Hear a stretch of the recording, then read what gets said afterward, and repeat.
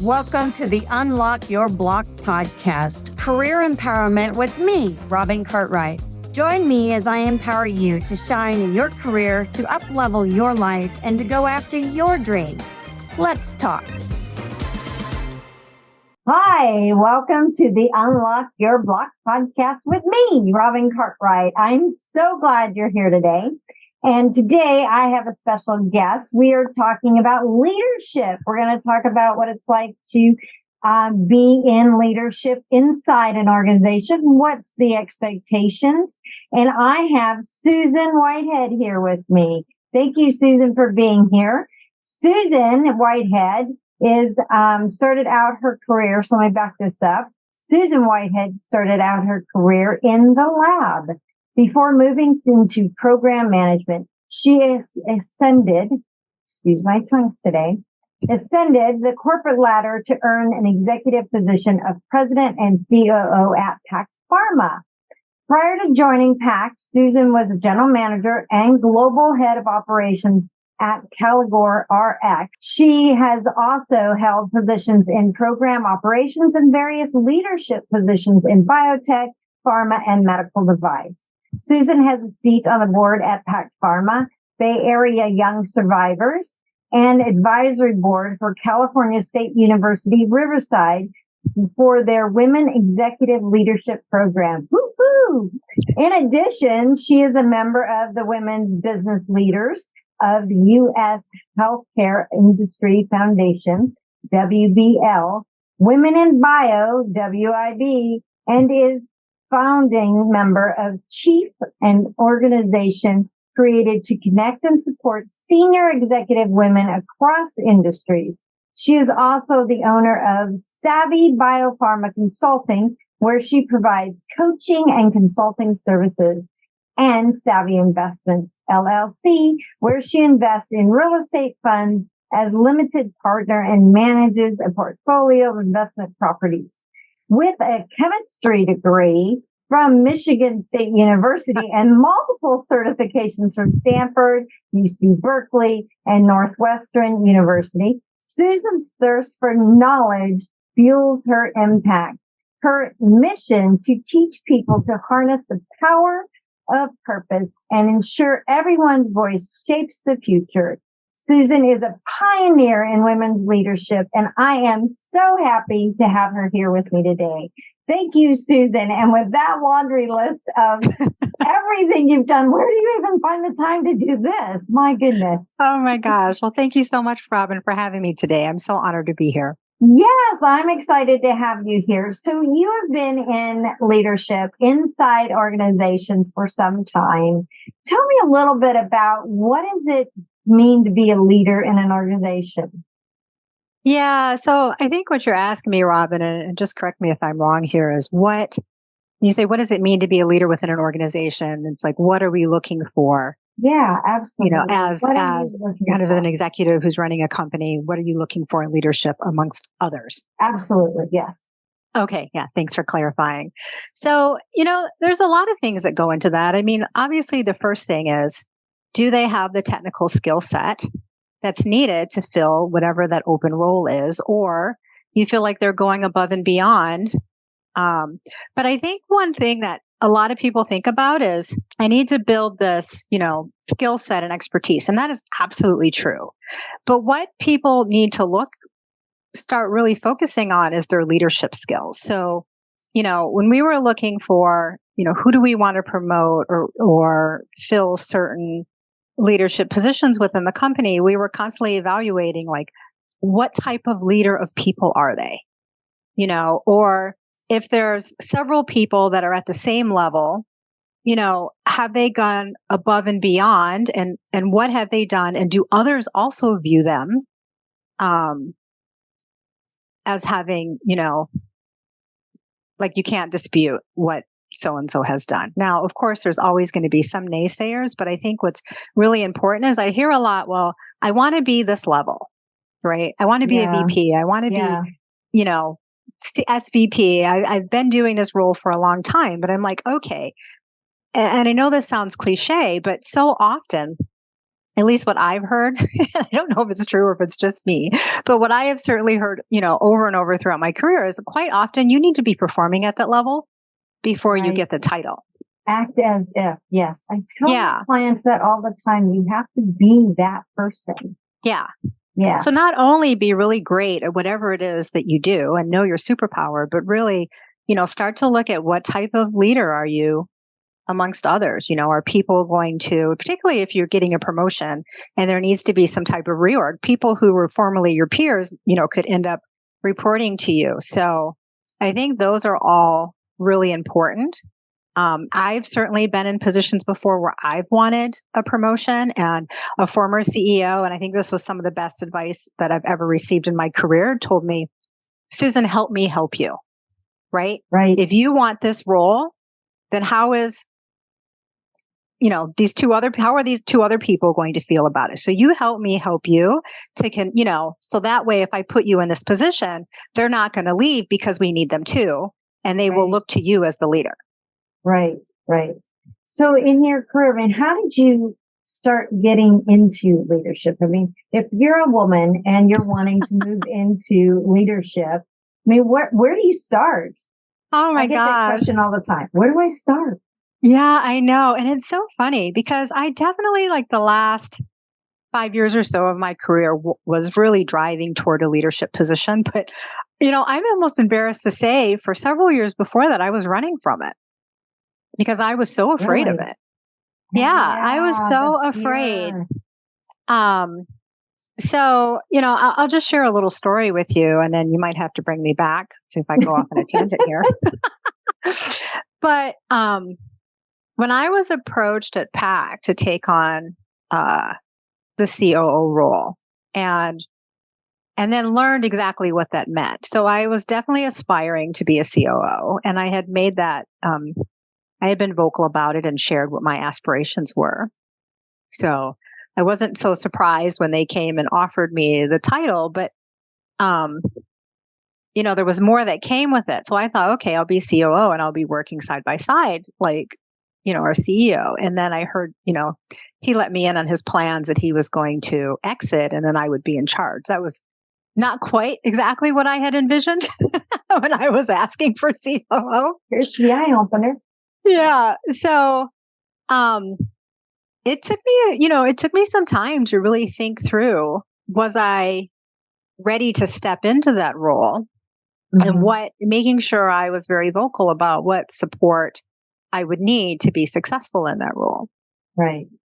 And one thing that really weighed pretty heavily on me is, when I was at Caligor RX and they were making me general manager, I absolutely wanted it. But then they said, Susan, okay, we're going to change your title to executive vice president.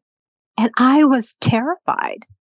I was so terrified to say, oh my gosh, if this company is going to make me like EVP.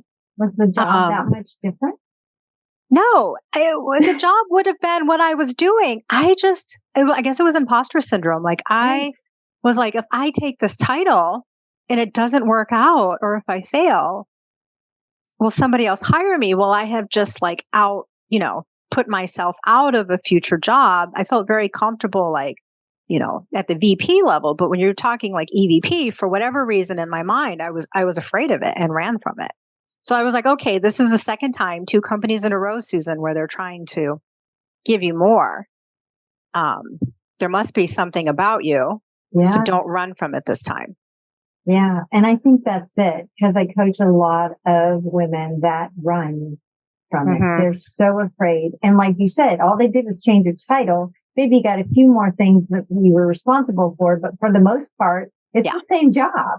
Yeah. It would have been exactly what I was doing, just a title to match, but I didn't feel worthy yet to take it. Yeah, worthy. That's a good word. Yeah. Confidence, worthy, imposter syndrome. Oh, we women, we deal with that a lot. Yeah. And one of the things I think that really opened up my eyes to that was being a member of Chief and listening to these other women who were either, emerging C-level execs or were already in the seat, and hearing them talk about their fears. And I'm like, oh, okay, this is normal. I didn't know it was normal. I didn't have anybody, really wasn't I probably was too proud, or I didn't have many people to share that fear with. Or I think we look up to people and we don't realize that at the end of the day, they're just like you and I. They're just people trying to get through the day, trying to do a job. It's just sometimes their job has different things than my job. Yeah. Yeah. Exactly. Yeah. Wow. So leadership in an organization, when you look at them, you're looking at leaders. And have you ever run across individuals that you think that they would be a great leader, but they're just too afraid to move into that role? Yes, absolutely. Yeah. I've had like some superstar people on my team that I thought, was really trying to mentor them and coach them. And I think anybody who's reported to me will probably tell you, like, every performance review or a development plan, I need to see what your personal development plan is. Like, how are you stretching and growing yourself?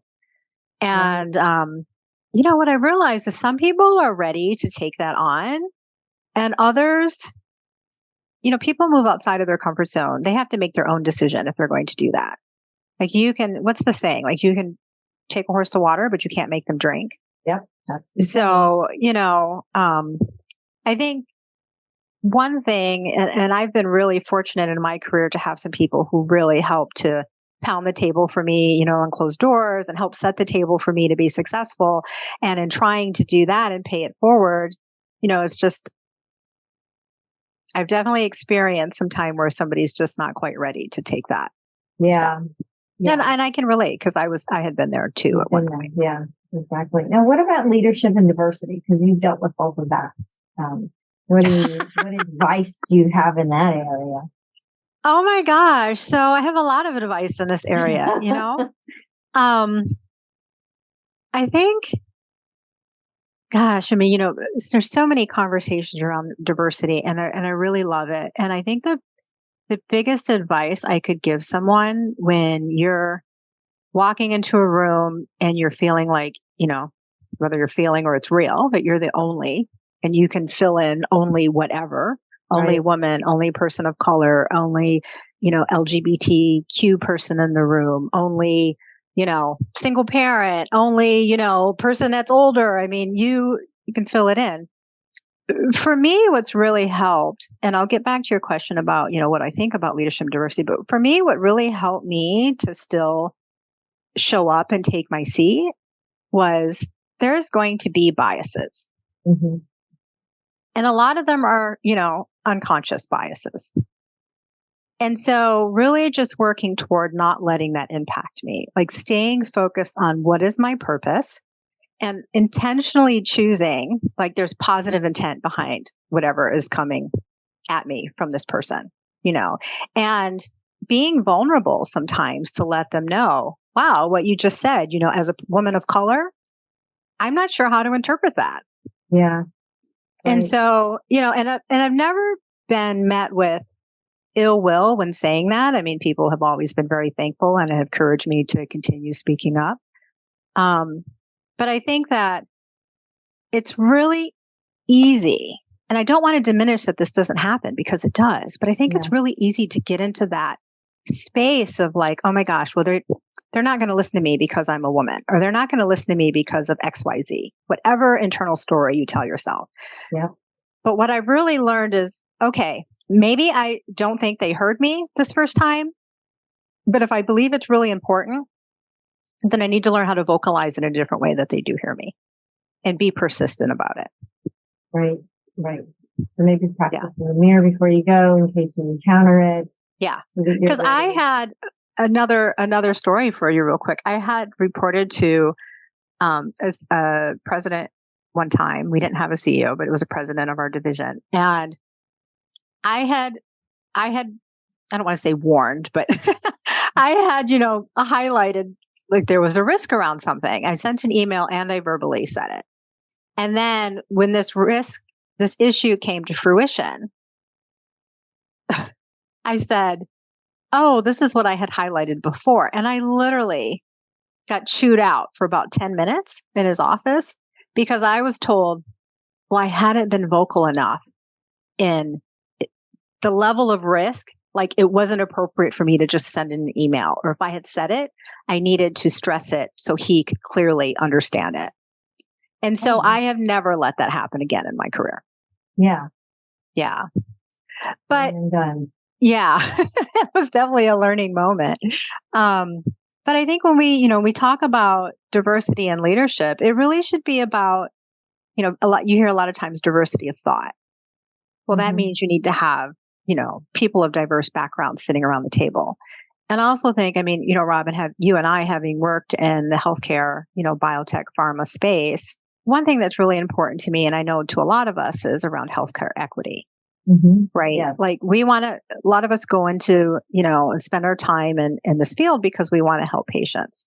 Yep. Right. We've either been impacted personally or we have a family member or, it's just a desire. It all revolves around patients. Yeah. But then you think, okay, well, how do you get drugs to market that can positively benefit and be accessible to all patients? Right. And then, you hear a lot about diversity in clinical trials and how do we improve that? But I really think it all starts with what's the leadership? Like, how diverse is the team that's working on the product, even when it's in development? And then how diverse is the clinical team that's enrolling the trial? Because when people show up to sign up for a clinical trial, they're looking, there has to be some trust. And if there's nobody that they can relate to culturally or, from various aspects, then they may not show up. And then you're not getting that data to know how it might impact certain subgroups of people. Yeah. And I know when we worked together, we talked a lot about diversity, and there was not enough. Granted, we were in a small organization, but there was not enough of a representation, because when you bring that representation forward, you bring bits and pieces of a different viewpoint, different thought process. And that's what we really need in this world. And to be able to move forward with those different thought processes. And you brought up, when you walk into a room and you're thinking about all the people in the room, well, are they going to listen to me because I'm this X, Y, and Z? I'm a woman, I'm older, I'm LGBTQ, whatever it be. And I thought of, a lot of it stems from education. So I've run into situations where I'm older and I'm having that conversation with somebody and I'm saying, look, just because I'm older does not mean I can't do the job. That's right. It does not mean I don't have the energy to do the job. So, a lot of it when you're having that one-off conversation is education. So if you run into those situations where you've had to say, hey, here, as I stand here as a woman, let me give you my viewpoint of this, or not so much from an interview perspective, but certainly, when we've been talking about messaging to the company, you're preparing for your all hands or something. I've definitely chimed in and said, and I always do it with from a positive intent. I don't think you mean this, but let me tell you what I just heard and how this may be perceived by some employees within the company. I think that's huge in leadership. And I wish more women and more people would stand up and say something, not necessarily stand up, but speak up and say something and say it, like you said, in a positive light. So it comes across well. Yeah. And you know what? And there are definitely times in my career where I have not, it's easier not to say something, right? But I think, anybody who's aspired to be a leader means sometimes you have to show up and say, have the difficult conversation. That is your job. And also you need to think about all the people who are trying to come behind you, right? Oh, yeah. And if nothing else, find the courage to have that conversation for them. Even if you're to a point where, I hear this a lot, I'm just going to leave.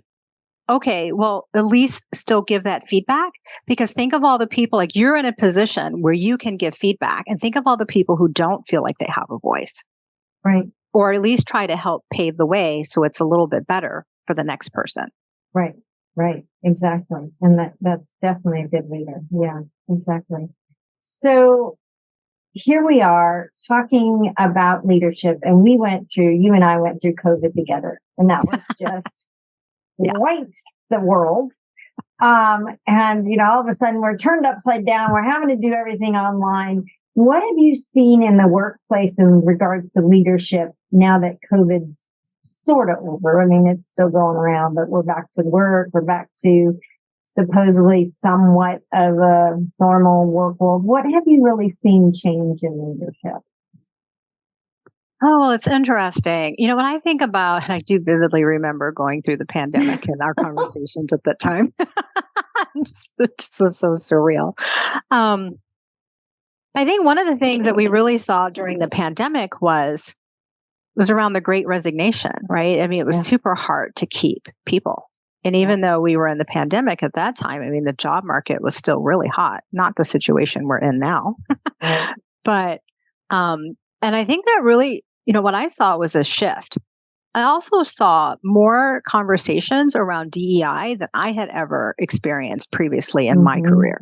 I can still remember when we got together and we talked about what happened at George Floyd at a company level. And I was petrified going into this discussion. Really?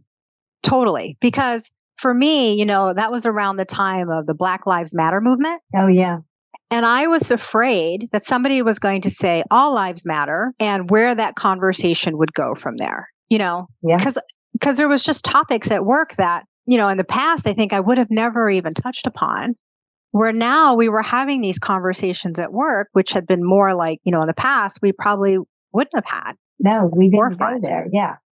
So, I really think that changed leadership. And then also, if you think of the more traditional, like hierarchical leadership top down, if employees didn't feel inspired or didn't feel like they were getting developed or, were not on board with the direction, I mean, people were just leaving. Right. And that was happening across the board at all companies. So I think, as a leader, you really needed to look and say, okay, how do I empower my people? How do I help support and develop them? How do I retain my talent here? Right. Because we had a lot of people that were, working from home and then, all of a sudden you got to go back into the office. I'm like, wait a minute. I have a life. I don't want to do this. Yeah. So it was this, then we went to this hybrid role. Yeah. And it was learning how to manage and inspire and keep those employees because they were leaving left and right. Yep. Yeah. I also think at that time, we really needed to lead with more empathy because we didn't know what people were dealing with at home. We didn't know what people's situations were, and so many people were being impacted either financially, loss of loved ones, etc., from the pandemic. Yeah. Do you think we're going now more into a more heartfelt type of leadership? Yeah, that's a great question. I mean, I know that like now we're definitely, more in a hybrid. A lot of companies are bringing people back more, but I still feel like they're being more flexible than they were pre-pandemic. Right. I do feel that leadership is coming from more of a heartfelt place because I do think that people are just in general looking at how they spend their time a lot differently now. Yeah. And I know we used to talk a lot about work-life balance, and now it's more like work-life integration. How do you integrate work into life and make it flow? That's exactly. I agree with you.